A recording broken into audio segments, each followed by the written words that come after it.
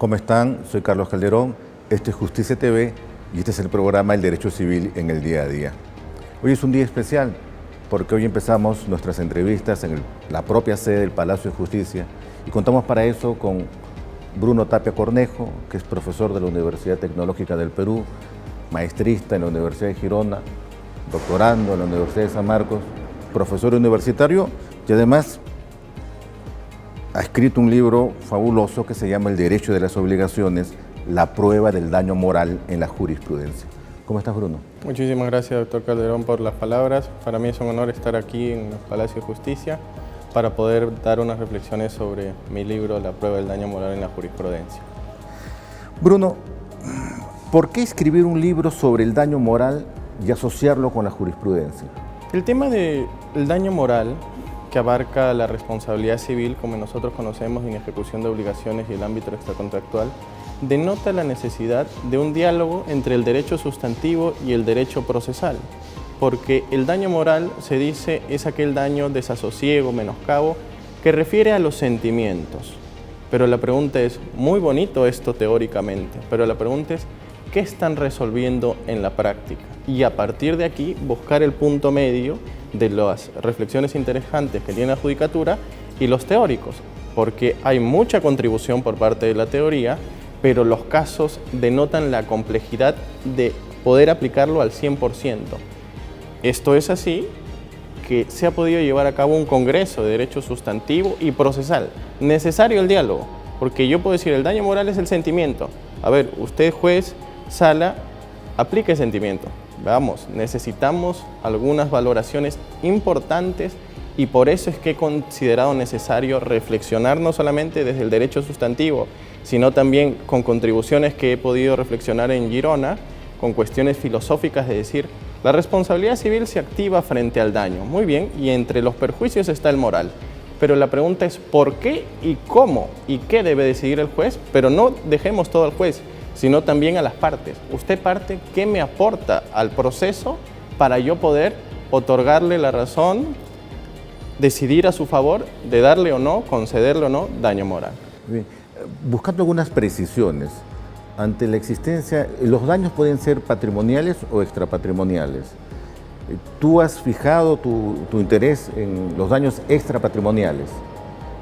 ¿Por qué? Sí.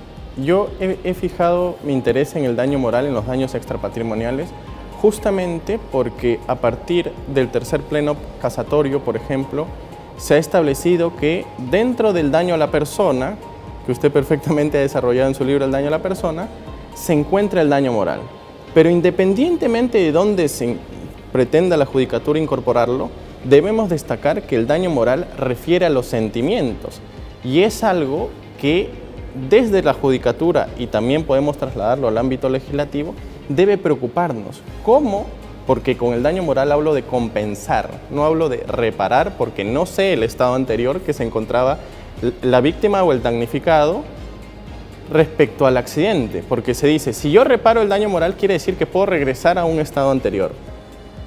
Lo conozco, hay un instituto de la cuestión psicológica de las personas y la respuesta en el Perú es negativa. Lo que propongo en el libro es, preocupémonos por el daño moral que refiere a los sentimientos, pero cuando se pretenda aportar, entonces diga, este es mi informe psicológico que de alguna manera nos aproxima a uno de los fines del proceso, que es la verdad. Para plantear un ejemplo, soy padre de familia, tengo un hijo, el hijo sufre un accidente, mi hijo fallece, presento una demanda, y solamente para hablar del daño moral, le pido al juez, señor juez, deme 100.000, 20.000, 50.000, 500.000 por daño moral. Tú estás proponiendo que el padre acompañe un informe psicológico de su devastación moral. Sí, lo que estamos pretendiendo es alcanzar justamente uno de los fines del proceso, que es aproximarnos a la verdad. Porque la responsabilidad civil, y en lo que refiere al daño moral, hace un análisis retrospectivo. ¿Qué sucedió antes? Pero si nosotros otorgamos, ya sea 100.000, 200.000 o 300.000, la pregunta es ¿a dónde va eso? Y en Alemania hablaban del dolor por distracción. Te doy 100.000 y distráete, pero no trato el sentimiento. Poco o nada podemos ver si esto va a psicólogos para que puedan tratar esta afectación que decía el profesor Cesarego, es temporal. Si ya se prolongara, y por eso también es importante el informe psicológico, porque esto tiene que estar respaldado por el Colegio de Psicólogos, porque hay test del dolor incluso, para que de alguna manera desde la judicatura, pero también incentivamos al ámbito legislativo que diga, realmente me preocupa que el dinero que se pueda establecer vaya a un tratamiento para tratar el concepto de daño moral. Y por eso es que nos interesa tanto en este libro decir, si es que no se ha entendido que el daño moral refiere a los sentimientos o simplemente lo entendemos pero damos montos y no lo justificamos, entonces incluso provocamos el debate diciendo llamémosles daño psicológico para destacar que los sentimientos importan en el tratamiento de hacia dónde va el dinero. Porque si no, simplemente diremos daño moral, pero distráete, pero en sí no lo estamos tratando. Tú debes recordar esta expresión de Fernando de Trasseñí en la responsabilidad extracontractual. Él empieza manifestando que en realidad no existe el daño moral, que finalmente si uno está perjudicado psicológicamente es un tema de daño emergente. Finalmente él, por una cuestión de tradición, también acepta que puede haber daños morales en el Código Civil, pero en términos teóricos, él indica que el daño moral es en realidad un asunto netamente patrimonial. ¿Tú estás de acuerdo con esa opinión? Yo diría que el profesor Trasseñís, el daño moral es un punto de los más debatidos en responsabilidad civil. Él decía, es de alguna manera tautológico decir daño moral, pero te voy a dar dinero. Entonces, o no lo regulamos, esta es una visión, no lo regulamos porque es contradictorio decir quiero hablar de los sentimientos, pero te doy dinero, o lo regulamos, yo diría a partir de las reflexiones del profesor Trasseñí, lo regulamos, pero exigiendo al menos un medio de prueba, que será el informe psicológico, para aproximarnos, porque lo que está aconteciendo en la realidad, y esto se está debatiendo mucho, es que se está utilizando el daño moral como una suerte de paraguas y dentro de ello hay una función sancionadora. Se está sancionando y esto de alguna manera afecta la teoría de la reparación integral que es en el derecho civil. Tratar de regresar un segundo antes a lo que aconteció en el accidente, en el daño moral. Si yo doy montos altos y no estoy justificando por qué llegué a este monto, entonces simplemente la idea que dice el profesor Trasseñís de hablar de daños patrimoniales se estaría cumpliendo en el punto que te doy dinero, pero no a consecuencia de lo que significa el daño moral, sino más bien por una suerte de función aflictiva consolatoria, hablaba el profesor Fernández Cruz, para apaciguar, mitigar, pero no puedo mitigar si desde los tribunales de justicia de alguna manera no pretendemos aproximarnos a que esta persona se trate psicológicamente, porque es trascendental el sentirnos estables psicológicamente, no a partir de lo que uno puede pensar, sino a partir de lo que los informes psicológicos puedan dar como resultado. Has hablado de test de dolor y también en tu libro citas a Diego Papayanis. Has leído este trabajo de Papayanis sobre dolor y reparación. Te hago una pregunta, entonces, ¿el dolor merece ser, de repente la palabra no es exacta, debe ser reparado, compensado?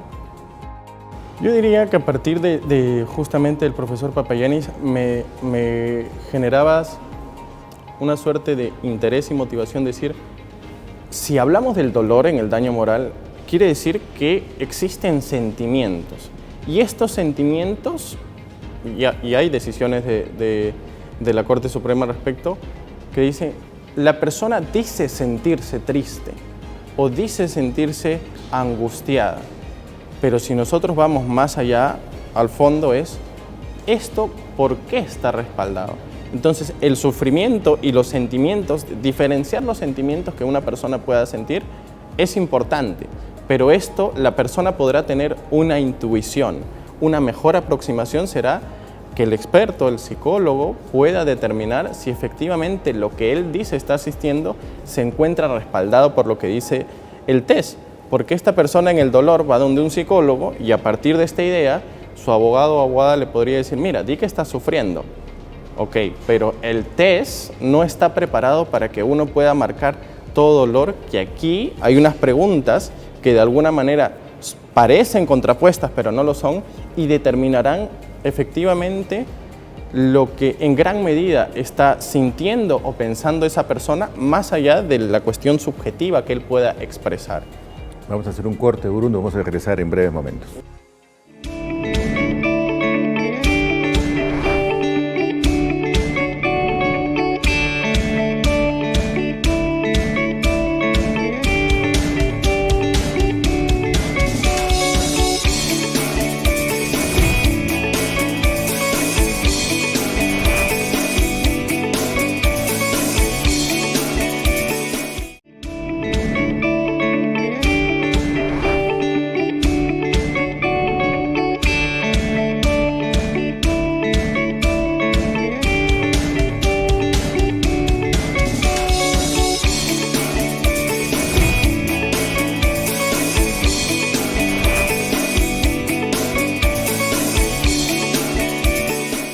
Retornamos, estamos con Bruno Tapia, estamos hablando sobre la prueba del daño moral. Bruno, generalmente se ha hablado de estos daños in re ipsa. El propio daño genera su propia indemnización. No tengo cómo demostrar el sufrimiento que padezco por el fallecimiento de mi hijo y entonces pido una indemnización. Esta expresión no es la que tú consideras. No, particularmente en el ámbito, ahí hablamos en el libro de problemas procesales, yo parto de lo siguiente. Dentro de los fines del proceso que los destacamos está aproximarnos a la verdad. Si nosotros nos queremos aproximar a la verdad, el juez debe aproximarse a lo que ha acontecido anterior, como hemos dicho en la responsabilidad civil, y en ese sentido estamos hablando de hechos. Y si estamos hablando de hechos, entonces las partes no solamente deben alegarlo, como es in re ipsa, que se deriva de los hechos, es decir, como usted perfectamente habló del ejemplo del padre que había fallecido el hijo, ahí uno podría decir, se presume que ha sufrido, pero esto no es suficiente, por eso nosotros destacamos que a partir de esta presunción, y es una presunción que no es legal, entonces una presunción entonces que podemos decir relativa, y ha existido en la jurisprudencia de la Corte Suprema que en primera y segunda instancia ha dicho no se ha probado el daño moral, y luego la Corte Suprema ha dicho sí, no se ha probado, pero se entienden a partir de la teoría in re ipsa, pero hay otra, luego una decisión bastante interesante, que en la primera instancia dicen sí daño moral, en la segunda también daño moral, variando en 10.000 soles el monto, y la Corte Suprema dice no, porque no ha presentado un medio de prueba que pueda decir que efectivamente ha sufrido daño moral. 3 etapas que son importantes que hablo en el libro, que es la etapa de admisibilidad, la etapa de valoración y la etapa de decisión. Si una persona alega a partir de la teoría in re ipsa, se debe desprender, estaríamos saltando de exigir un poco en la etapa de admisibilidad y de frente ir a la etapa de decisión, porque la persona dice, he sufrido daño moral.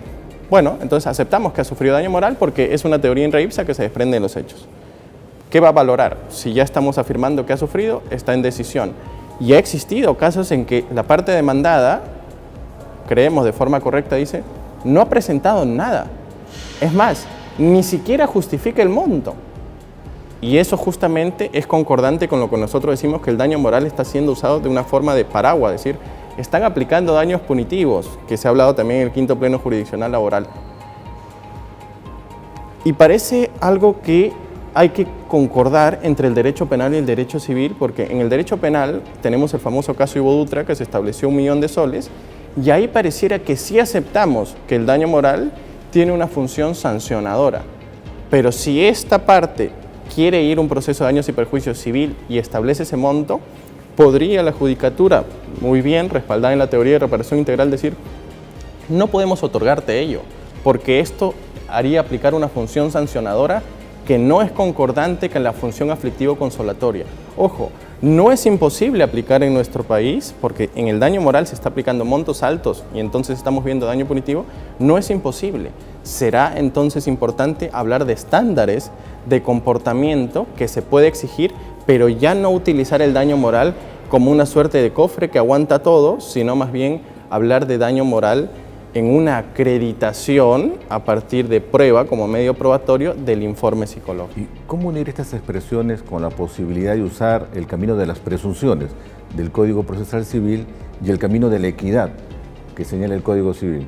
Presumo la existencia de un daño, no puedo acreditar el monto total, pero utilizando el 1332 creo del Código Civil, entonces fijo una indemnización equitativamente. Lo importante sería que para hablar de la equidad, creo que es importante que el juez, va a depender de la concepción que tenga de daño moral, él pueda en algún sentido tomar los hechos en sí, pero que el informe psicológico necesariamente le permite aproximarse a una idea de punto medio del sufrimiento. Que la judicatura diga, no es que no me importe, pero me estás dando un monto que no lo justificas y yo a partir de la idea de equidad y a partir del informe psicológico me aproximo y me preocupa que lo trates. Ahora, esto también puede suceder dos problemas. El primero, que la persona diga, ok, gracias y me voy y siga sucediendo lo que está pasando con el daño moral, que no hay un destino específico. O el segundo, y esto también tendría que ir con un trabajo con el legislativo, que se diga, vamos a preocuparnos por una institución que trate la salud mental de las personas y te voy a otorgar daño moral, pero no directamente a ti víctima o damnificado, sino al instituto y te vas a tratar. Y esto va a ser costeado por el agente dañador. Y esto sería algo grandioso para el concepto de daño moral. Pero como la presunción del daño moral es algo que se utiliza en algunos casos y cuando la otra parte, el demandado, dice no ha presentado nada, sí, bueno, pero se presume. ¿Y cómo presumes el monto? Y a partir del informe psicológico llegaremos a este medio que podría ser efectivamente, como es en el ámbito de inejecución de obligaciones, la equidad. ¿Tú estás de acuerdo con la existencia de baremos para estos casos? Yo diría que cada caso en concreto de los sufrimientos de los sentimientos es distinto. Sí que en el tiempo podríamos ver más o menos cuánto termina costeando terapias psicológicas para aproximar límites, pero es que el daño moral, su función no es sancionar, o no debería hacerlo. Entonces, ya con la experiencia en el tiempo, y esto es un trabajo en conjunto, academia, práctica de los jueces, abogados y también en el ámbito legislativo, podríamos pensar en el baremo, pero a partir de la experiencia, por ejemplo, de un duelo, cuánto más o menos puede llegar a costear una terapia entre 6 meses, entre 2 años, entre un duelo de un padre, de un hijo, de una ruptura sentimental cuando ya han estado casados y todo ello, pero esto es un trabajo en el tiempo. En la medida que este trabajo no se haga en el tiempo, al menos nos estaríamos aproximando a la verdad, que lo hablamos en el libro, a través del informe psicológico. Yo creo que esto es importante, pero establecer ahora, porque por ejemplo en España, los accidentes de tránsito en los baremos, tomó años trabajar ello y para establecer cuántos años de casado han estado, cuánto tiempo ha vivido y también se habla de las secuelas, tomó años. Y esto nos podría tomar años, pero creo que estaríamos en el camino correcto. Bruno, para conflictuar un poco, supongamos una persona que tiene la primera edición de Trilce y que gusta de la poesía de César Vallejo y viene alguien y le destroza ese libro. Al costado, supongamos una persona que tiene a su esposa, ¿no? Y su esposa sufre un accidente de tránsito y pierde la pierna. Estamos ante dos situaciones en las que dos partes van a exigir seguramente algunos perjuicios patrimoniales, pero también van a exigir daño moral. Uno por la pérdida de la edición Príncipe, la única que quedaba en el mundo de César Vallejo, y otra por el daño sufrido por la pérdida de su pierna. ¿Cómo así un test psicológico nos permitiría dar una indemnización más o menos adecuada en esos dos casos? En el primer caso yo consideraría importante establecer un valor aproximado de esa edición que él ha perdido. A partir de ahí, de alguna manera estaríamos, porque no lo hacemos en la totalidad, la reparación no desaparece, no se olvida, pero de alguna manera nos estamos aproximando, pero el daño moral, como es sentimientos, y son sentimientos, destaca el informe psicológico para tratar a esa persona lo que ha sufrido desde este concepto en particular. Si nosotros queremos ir más allá y decir, esos test o ese informe no completa lo que esta persona pretende en el ámbito judicial, bueno, incorporemos entonces otro tipo de perjuicio, como podría ser el punitivo con límites, porque quiero sancionar a la persona, porque ese mensaje que le quiero enviar a esa persona no puede hacer este tipo de comportamientos, porque podría darse el caso que esta persona ha tenido la intención que le quiten esa obra o no. No, Bruno, pero yo lo pongo en este supuesto. La devastación no parece similar. En un caso es una persona la que está sufriendo la agresión y en otro caso es un objeto. Sin embargo, de pronto, me pregunto, esta persona que ha perdido el libro, que no tiene familiares, que está dedicado solamente a cultivar las letras, siente una devastación tan profunda que en los test psicológicos se denota este dolor. ¿No se podría decir después cómo le das más indemnización por daño moral a quien ha sufrido por un objeto que a quien ha sufrido por una pérdida corporal? Claro, aquí yo consideraría importante que las circunstancias permitirían denotar, por ejemplo, que en el primer caso esta persona como que se dedicaba a ello y en el segundo es que la persona ha perdido la pierna, pero no pareciera darse las circunstancias del primero. Entonces, esta persona quizás, no lo podemos garantizar, el informe podría denotar un menor tiempo, pero sigue destacándose. Y aquí podría denotarse una idea de injusticia, pero se estaría cumpliendo a cabalidad el concepto de daño moral. Bueno, es que esto no nos parece justo, vale, pero esto es acorde a la idea de sentimiento que se ha tenido a lo largo del tiempo, que es sentimiento de desasosiego, menoscabo, temporal, sufrimiento de la persona por un conjunto de acontecimientos que han podido afectarle emocionalmente. Esto nos preocupa.